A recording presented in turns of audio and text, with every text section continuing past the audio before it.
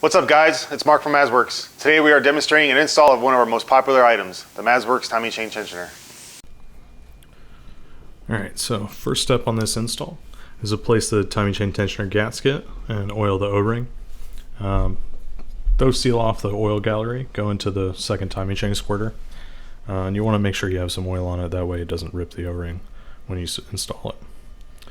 Then you start snugging the hardware up until you get the tensioner tight into the cylinder head.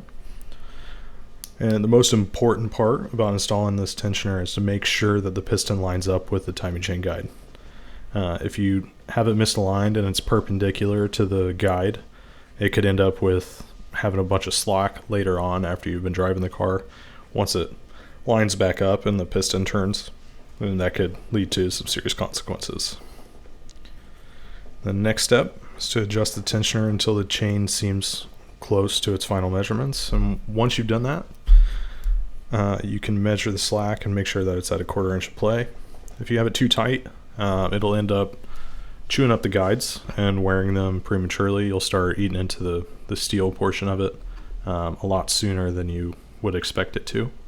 And if you have it too loose, it'll end up hitting the valve cover, and then ultimately it could lead to more serious problems as it goes on. You'll end up breaking parts and it won't be a great time.